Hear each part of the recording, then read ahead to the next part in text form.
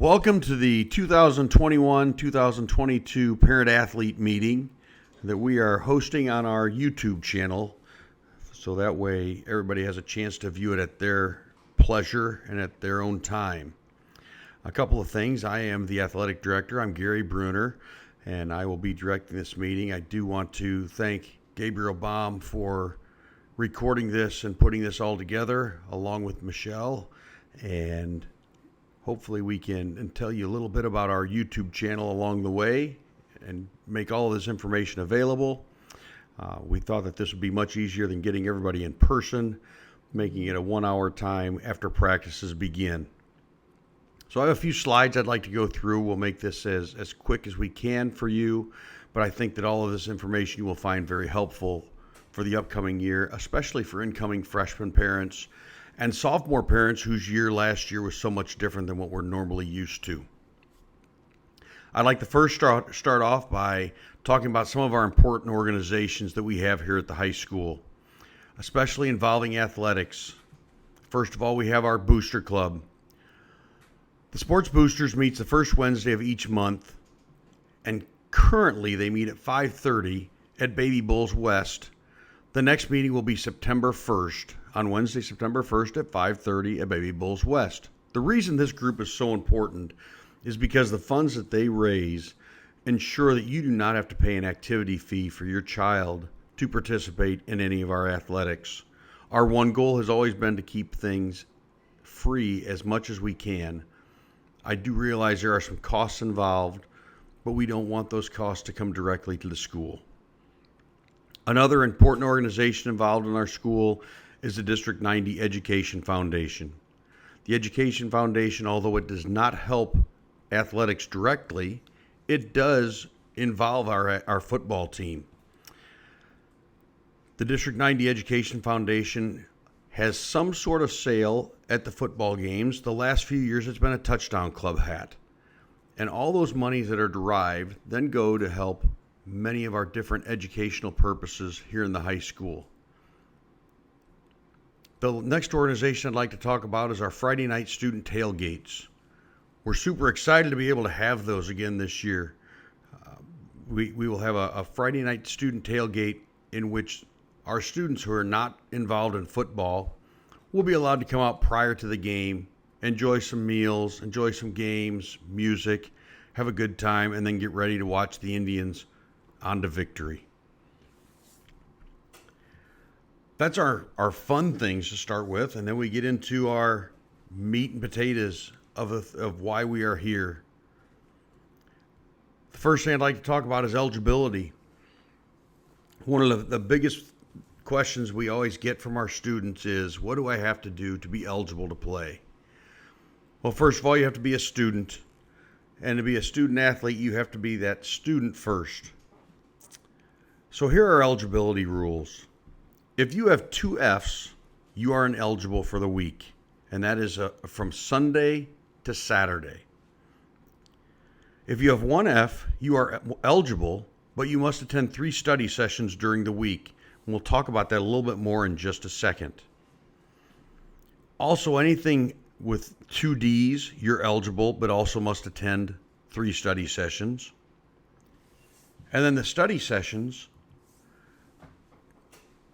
are actually held 6 times a week. Study sessions are held on Mondays from 3:15 to 4:15.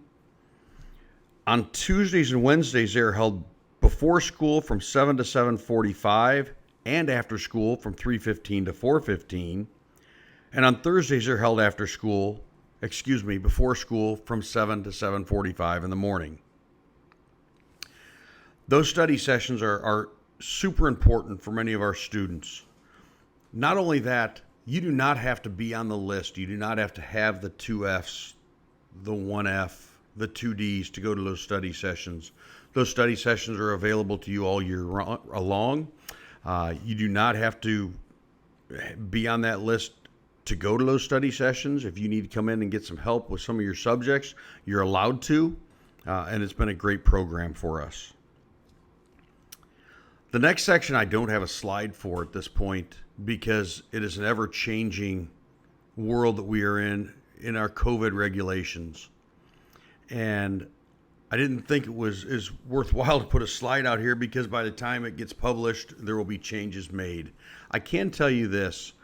We'll make every effort to keep you informed on what the current regulations are as far as athletics go.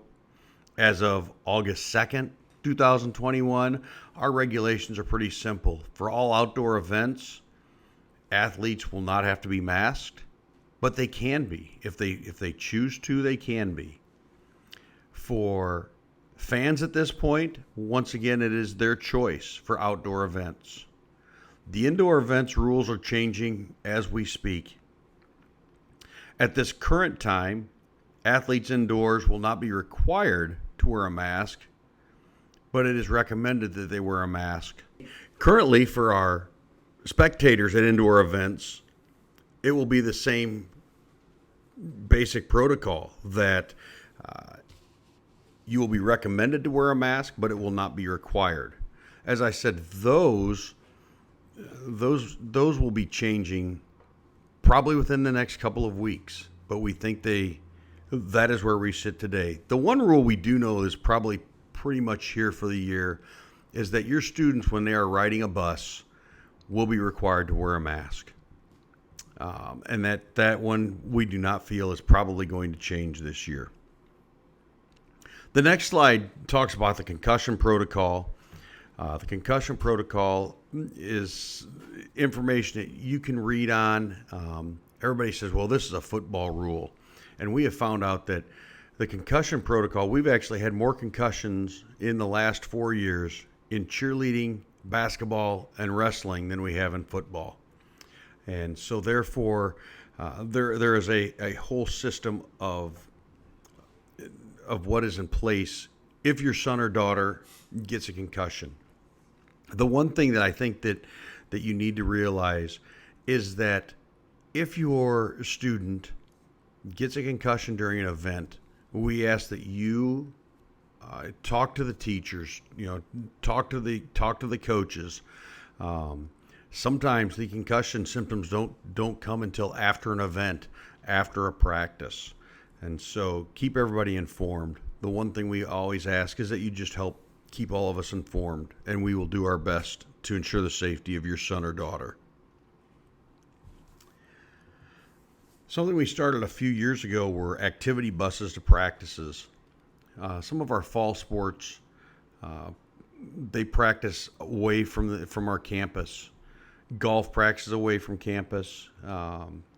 Cross country sometimes practices away from campus. And with that being said, our younger students, especially our freshmen, and sometimes some of our sophomores, have trouble getting to those practices. And we have been trying to run an activity bus to those practices for those students.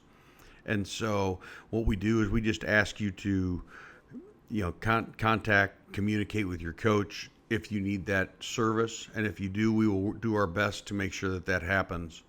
We have also used it in the past for wrestling when they were off campus, but they are now currently going to practice here in our high school gym. But in the spring, tennis sometimes when they go out to the rec center, we'll need it. But in freshman baseball, when they go to Trost Field, we'll need it. So we do try to provide transportation for our younger students that have trouble getting it. So we do not want to make that a detriment to allow our students to participate in different events.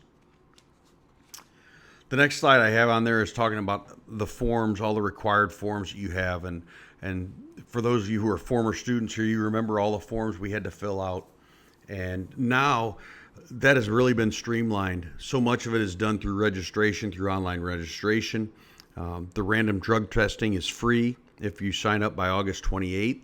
Most of you sign up with that through your registration. All your other forms, the medical release forms, those are all filled out on online registration.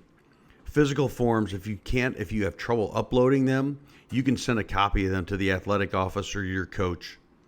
Many of you have been uploading them with your registration materials, and that's just as easy, and it gets to us just in time. So if you have any questions about that, feel free to reach out.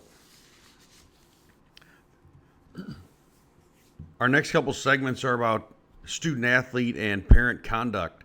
The one thing we talk about with our student athletes, we want to hold them to a standard that's outlined in the student handbook, but we want our student athletes to be held to not to a higher standard, but because we want all of our students held to a standard of excellence. We strive to complement the curriculum and mission, wanting all of us to be responsible citizens, global thinkers, and adaptive learners by being an athlete. But not only being an athlete, but also being involved in whether it's FFA, marching band, chorus, Scholastic Bowl, any of those different events. We want you to strive to be excellent at all time. PTHS wants all of our athletes to exude great sportsmanship during victory and especially in defeat. Athletic code violations are too numerous to mention here. They are in the student handbook, and they'll be dealt with on an individual basis according to the handbook.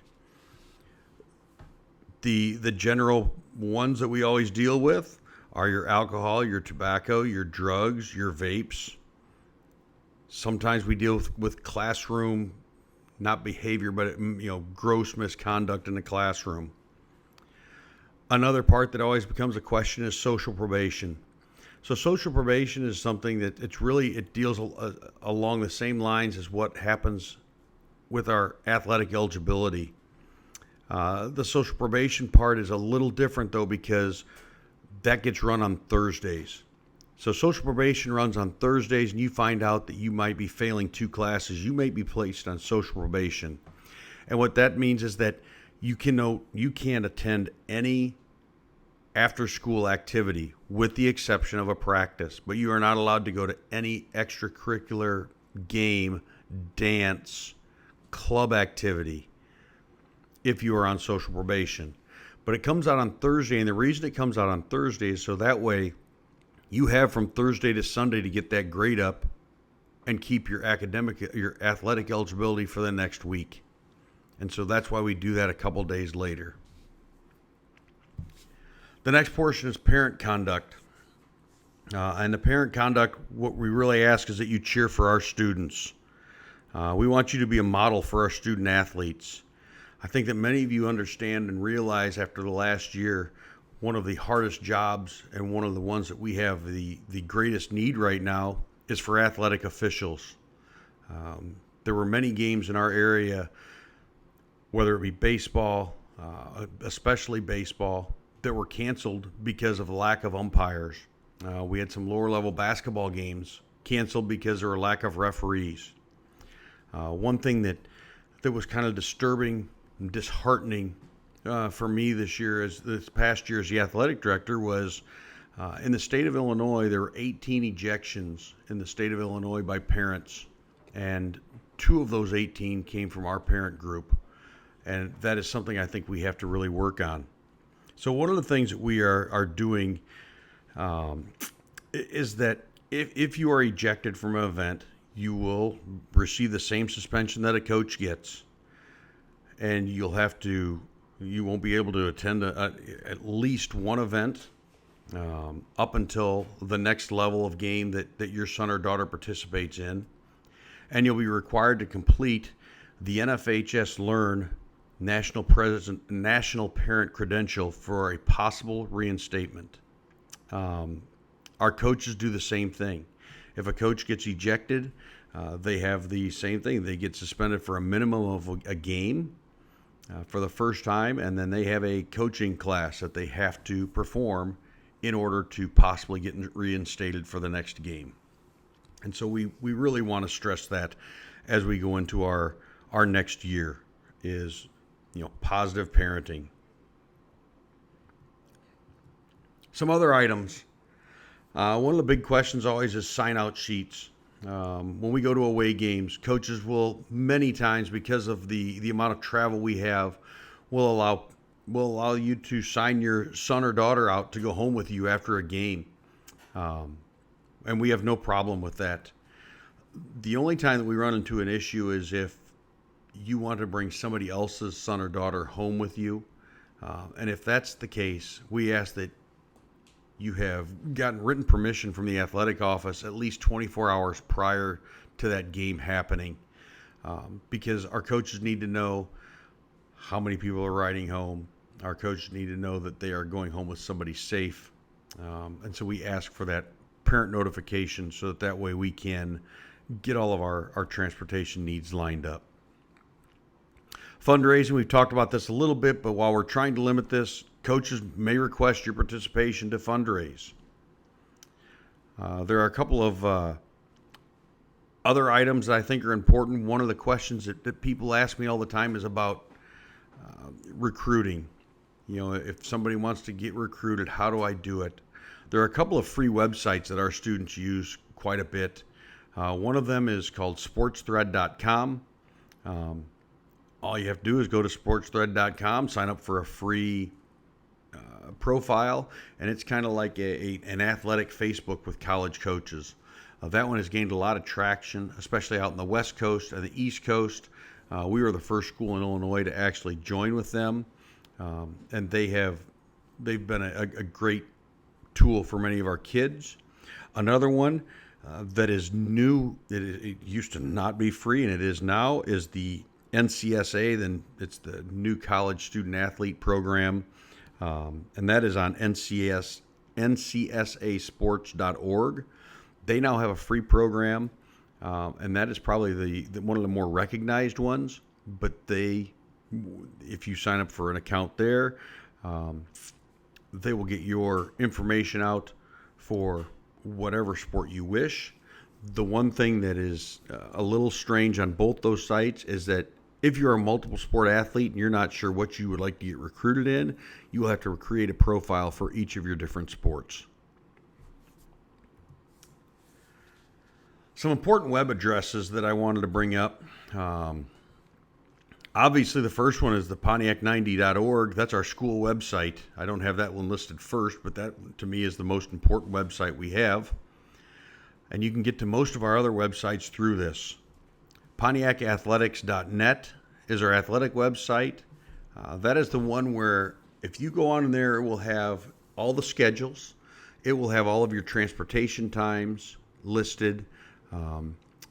Many times it will have directions to the opposing school, so that way if you don't know how to get there, it will have those directions to it. And that seems to be the easiest way. And when I make a change on on my scheduling website, it updates that immediately. Stream.pths.tv is what we're on today for this, and that is our YouTube channel that many of our home events are streamed live. And I say many because it is impossible to stream every home event. Even last year with the condensed schedule, there was times when it's just impossible to stream every event. We are working on trying to find ways to get all events going and all events being streamed live. They won't always have announcers, but you would be able to watch them when you are away. The other thing is, if subscribe to that channel, because it's a free. It's unlike the NFHS channel, in which you will have to pay a subscription. That being said, for many of our away games, if you want to watch an away game, the NFHS network is one that a lot of our conference schools use. And if you want to watch an away game, you can, but it will cost you to do that. And it's probably cheaper to do that as a monthly subscription rather than a one-time event. Off the top of my head, I think the monthly subscription is like $11, and a one-time event is $7. So if you want to do something like that, you can. But for our home events, they are all free. A couple of other things we have is gofan.co. That's a mobile ticketing app that more information will be coming out about later. We will be selling our season tickets for football and volleyball on there, and we'll sell some winter season tickets on there later on as well. There will be ways to do mobile tickets when you walk up to the gate. If you are uncomfortable coming to the ticket booth, there will be ways that you can buy a mobile ticket and get into our games. Obviously, we still have Twitter.